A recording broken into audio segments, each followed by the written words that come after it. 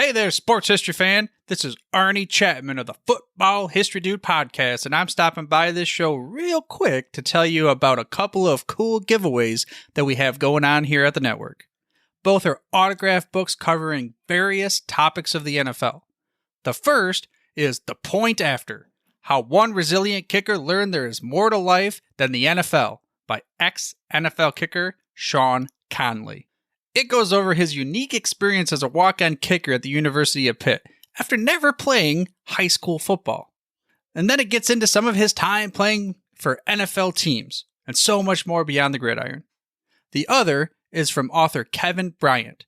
His book is titled Spies on the Sidelines: The High-Stakes World of NFL Espionage. This book started as a curiosity, kind of a passion project to understand everything revolving around, well, Spygate. But this put Kevin down a rabbit hole learning about all sorts of espionage that has occurred throughout the history of the NFL. Both permissible and often the illicit techniques of gathering intel to try to impact the outcome of the game. To sign up for your chance to win an autographed copy of one of these books, all you gotta do is head over to sportshistorynetwork.com/giveaways and sign up. That's sportshistorynetwork.com/giveaways. Again, check out all the other podcasts that we have in the Sports History Network as well. But now, back to your regularly scheduled journey to the sports history timeline. Our friend, author, and historian Timothy Brown joins us once again to talk about the creator of an innovation to the football field that we might not even really notice is there. But if they were missing, we would definitely say there's something wrong with this football field. It's a great idea. The Lockney Lines and Tim Brown coming up in just a moment. This is the Pigskin Daily History Dispatch, a podcast that covers the anniversaries of American football events throughout history on a day-to-day basis. Your host, Darren Hayes, is podcasting from America's North Shore to bring you the memories of the gridiron, one day at a time. So as we come out of the tunnel of the Sports History Network, let's take the field and go no huddle through the portal of positive gridiron history with pigskindispatch.com.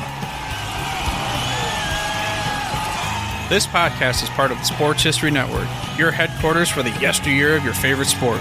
You can learn more at sportshistorynetwork.com. Hello, my football friends. This is Darren Hayes of pigskindispatch.com. Welcome once again to the Pigpen, your portal to positive football history.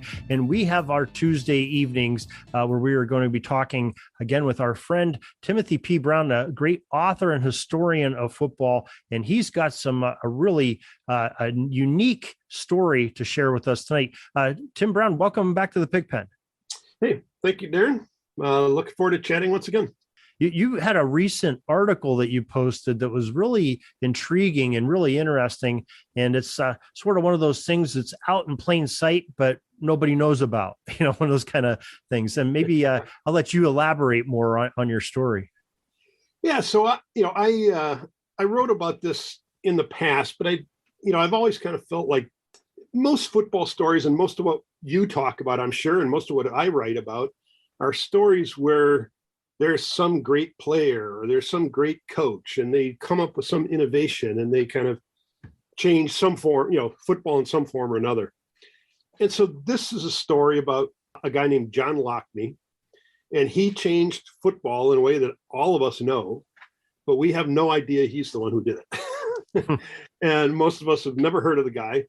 I hadn't heard of him until about four or 5 years ago. If you look at old football images of old football fields or YouTube videos, but anything prior to 1954, the field was just pretty much this plain expanse of green. Obviously, the exceptions were early in the century, the checkerboard years. The field was a lot more complex, but otherwise, it was pretty much the only thing that was on the field itself were the yard lines. Every 5 yards, boom. So one of the problems with that is that it was hard at times for fans to know, okay, did the guy gain 2 yards on that play or 3? And I'll kind of leave the officiating side. I'll let you discuss that in a moment. Okay. But it wasn't a situation where, if there's an incomplete pass thrown to the right side of the field and the ball had been over on the left hash, it was sometimes hard to, bring that ball back and get it placed correctly. and to spot it correctly for the next down. And besides that, the officials had to bring the chains out all the time to determine whether or not it was going to be a first down, if it was close. And so part of the reason that was happening is that the field did not yet have all those little hash marks that, so there were the hash marks intersecting the yard lines. But if you think about a football field, there's also those little 1 yard long dashes that are in the hash mark area and then also on the sidelines. The field didn't have those yet. And so this guy named John Lockney, who was, just an everyday guy, he dreamed up this idea of putting these marks on the field. And he was able to convince his local high school to do it. And so they did it. And everybody thought, the officials loved it, the fans loved it, the announcers loved it. They used it for a college game the next day. And then he was able to convince the University of Wisconsin to let him apply these markings to his field, or to Wisconsin's field, before a nationally televised game. And so then, people kind of all across the country, people were, hey, did you see those lines on Wisconsin's field? Those were really cool. So it, and I made used the analogy. It was kind of like, in the past, it would be like giving somebody a ruler that only was marked for every 1 inch, didn't have the half inches, quarter inches, eighth inches, and then asking them to measure something more precisely than 1 inch. So the tool just didn't match what we were asking refs to do. And then from a fan and anybody else's perspective, having those lines there makes it so much easier to understand whether it looked like, anyway, somebody got the first down, or you could just tell that they gained 1 yard or 2 or 3. So anyways, it's one of those simple things that somebody came up with, and he got it marked on a high school field, and in less than 2 years the NCAA mandated it for every field in the country. It obviously was a great idea. Right? Oh, yeah, it's a brilliant idea. I'm glad he did it. Believe me. Yeah. So, when you were officiating, how did those affect the way you officiated? I can tell you, because I did from the high school level down. And when you do some of the lower level games, especially I started in the 1980s, before there was a lot of, artificial turf fields available for lower levels in high schools to play in. They had fields almost exactly what you're talking about. You have a 9-10-year-old kids playing. They have a field that just has every 10, 20, 30, 40, 50 yard line, the goal lines and the sidelines marked. That's it. Because it takes some time to line a grass field. It's rather an onerous chore to do so, I'm sure. I've never done one myself, but I know the time that I've seen those guys out there doing it with the chalk lines and everything else. And I can tell you, when there's measurements, and let me let you in on a little secret. If you watch a football game, any level, wherever possessions started for a new series, a kick or a punt is ended, a return is ended, a ball goes out of bounds on a punt, it is always moved to a line. You never see a series starting at the 3.5 yard line or the 21.5 yard line. It's always at the 21 or the 20 or the 25. So take note of that when you're watching games this fall. And I believe that you'll probably can watch it in the CFL games right now. And that's because it's called a non-critical spot. It's really not critical to where what's going on with that team. A half yard is really not going to make a difference, but it makes all the world of difference when a team reaches the line to gain. It's much easier to see, and a lot of it's because of these little lines that Mr. Lockney came up with, especially the ones in the center of the field, which are in line with the hash marks. Those are big helps to know if somebody reached the line to gain, or where to start a new series from. So those are very helpful too. And like you say, despite what people think, nobody likes a measurement. There's times where they're dramatic and they're fun to have a measurement. We had the one probably about 5-6 years ago in the NFL where the official brought out his index card, and that's all fun and everything. But really, it's it's not a pleasant thing. And believe me, when you call a chain crew out, when you're a referee, which I was for years, usually you get the dirty look set from the chain crew to come out like, hey, he was shorter. Hey, he's long. We could tell from over there. Well, when you're in the center field, you can't, it's a little bit harder to tell than you can when you're behind those sticks.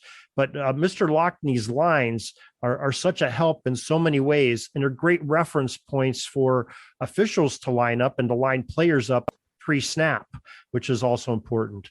And like I said, I've played on both kinds of fields where they're there and where they're not. And I'd much rather have them on the field. That's definitely. Yeah. It's funny because I hadn't even thought about, how I've noticed it before. I'm aware that the officials mark the ball on a yard line, but, think about, that's part of an implication for the statistics too, because in reality, people do gain a half a yard, but it shows up in the stats as a yard or not. Right. Right. So that helps it. I mean, it then has other ramifications, so into statistics as well. You wrote in the post, and I thought this was kind of interesting, that originally Mr. Lockney had his lines were on the outside, on the out of bounds side of the sidelines. And maybe you could talk about that just a little bit and what changed. Yeah. So initially they were attached to, but outside the sidelines. And I'm not sure exactly why they, made that choice, but that's where, how they enacted it.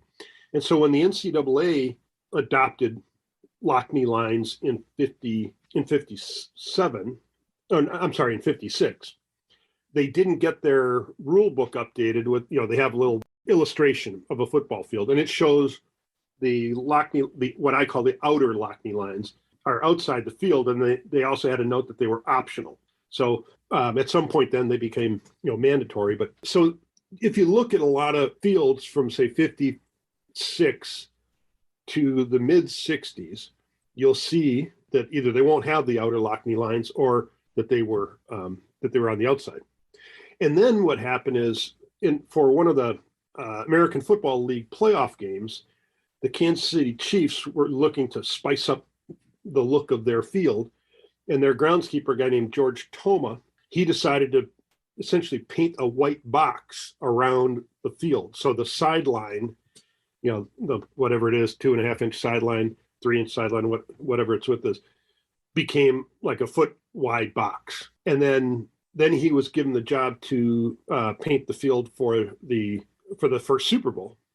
And so he did the same thing there, but that time, because the white Lockney lines had been lost in that white box that he used in Kansas City, he painted the Lockney lines alternating red and blue. So they were still on the outside. But, then for the 68 season, the NFL said, hey, everybody's got to have this white box now. And so people started moving the Lockney lines inside the sideline rather than outside. And that kind of went on. You'll still see like some NCAA fields still had them on the outside for quite some time. But that pretty much went away in like 86 when the NCAA mandated that the coach's box, the area near the coach's box, get painted white. And so then it kind of forced everybody to move them to the inside. Okay. Yeah, I don't disagree with the big, bold white line, sort of sidelines and the end lines either, because that's helpful when you're officiating a game too. You definitely can tell when somebody's got a foot out of bounds in the white or they're in the green, just like you see on the NFL and on college replays when they slow it down in slow motion. Remember, you're making these decisions real time when you're officiating it, and sometimes plays are coming sort of right at you or just away from you, and you got these split second decisions that may be a big point in the game. So you want to try to get it right. So the big white lines are helpful too. But I do wish that in some instances, or actually I wish that those lines did extend outside, because what we as officials do the last 10, 15 years, they've really encouraged, player safety, and rightfully so, to move the chain crew, the chain and the box down marker at least 3 feet off of the sideline. It used to be right on the sideline. So you have a play coming out of bounds. You have these 3 or 4 people that are standing there, with no pads on, and you got 22 big dudes coming at you at full speed and getting tackled, and there's a lot of people getting injured, or they're holding aluminum poles or wooden poles or whatever they were made of in that era, and the players could get hurt too, or both, because you have these 8-foot tall sticks that you're holding. So moving them off, 3 foot off the yard line or the sideline is a great thing, but you lose a little bit of the accuracy, because now the sidelines normally are about 4 inches wide, and that's what the Lockney lines are. They're about 4 inches wide. So when you put your fist down on it, normal male fist is sort of going outside line. But you want to try to always start that box accurately where the nose of the football is. So if the nose is just touching, one side or the other of the line, you want to make sure the box is on that line. And normally that's the other little trick. You'll see the officiating crew start it, so it's just on the back side of of one of those yard lines and the Lockney lines. So that's where you'll put the box. So to reach a first down, the nose of the ball hits white paint. That's the whole theory behind it, and it makes it a lot easier to for fans, I think, don't realize it, but I'm sure they appreciate it more, seeing reach a line instead of going the nose of the ball has to go halfway through the line or into some green space. But those lines, so getting the accuracy where that box is initially set, so it sets the lead stick up and you can stretch the chains out to get an accurate 10 yards. That's important. That's what I sort of wish, that the Lockney line still extended out, but maybe now 3 foot out beyond the lines. It would be a big help to officiating crews, but we manage you eyeball it up and you get it pretty close. And I think normally crews do a really good job at that, but that's what they would be used for over there, outside the sidelines. Yeah. Interesting stuff. I mean, again, so, one of the things that I, kind of say in this article is that Lockney lines represent 83% of all the lines that are on a football field. There's 320 of them on an American field, and there's 356 on a Canadian field. So, wow. There's a lot of those little buggers, I mean, you think about it, there's 16 of them between every set of stripes. I'm sorry. I'm picturing you with a pencil going over a chart and counting these lines and putting a little check mark by them, counting all these lines. Is that what you did, or do you have the information somewhere? No, I figured how many were in between the goal line and the 5, and felt comfortable knowing to be the same mathematician in our midst. Okay. Yeah. But so here's the other thing about this. So most of the things that I write about and that we then talk about on here, it's just kind of fun facts, right? We're just describing some element of football history. We're not trying to get anybody to do anything or make any changes. But in this case, my dream would be for this article to help John Lockney get recognized for who he is and what he did. And so there's kind of a call to action at the end of this that particular story that just says, hey, send a quick text, email, whatever, to the NFL, the National High School Football organization, the NCAA or the CFL, and just say, hey, you need to start calling these things Lockney lines. And if they get enough of those messages, they'll Google it and try to figure out what Lockney lines are. Or there'll be a van with guys in black suits and sunglasses pulling up to your front door. Yeah. But anyways, it's just kind of just the idea of, I've been trying to think of, and I've thought about this for since I first learned about Lockney a few years back. I cannot think of another change that an everyday guy had on the game of football that is comparable to what he did. Now, there's a guy who invented the internal valve for balls, but that had a bigger change on basketball and volleyball and even rugby than on football, because we still use the seams. There's guys who did television technology things that impact the way we view games. But, they were in business and they made money off it. This Lockney never made a penny off of this thing.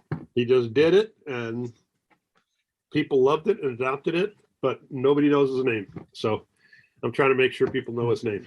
Yeah, and it's a great thing to do, to give the guys some credit and some recognition for a great addition to football. And like you said, he didn't make any money off of it. He just did it because it was a great idea, and it helps the game be better and be on a more accurate and more level playing field.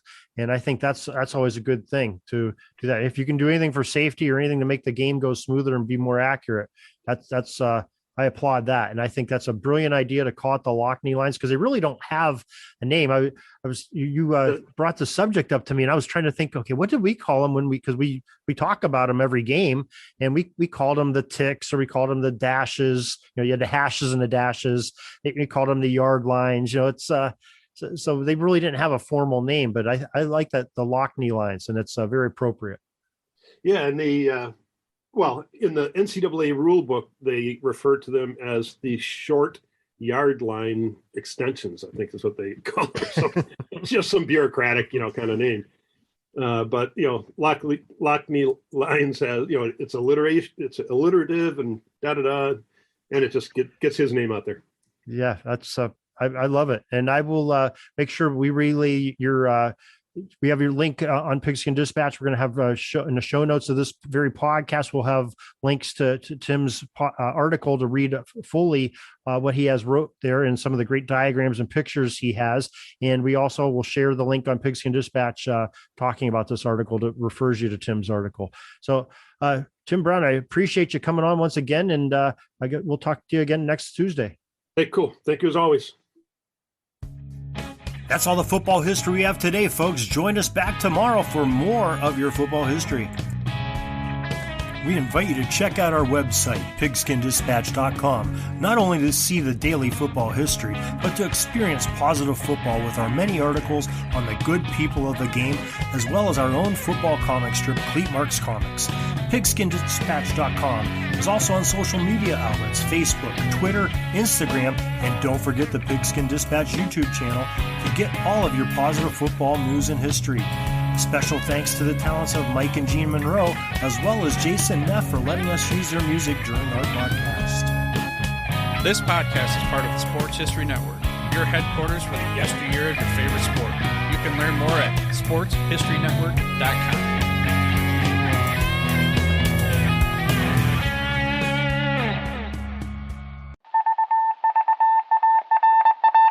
It was just another ordinary day in the offices of the Pittsburgh Guardian newspaper circa 1924.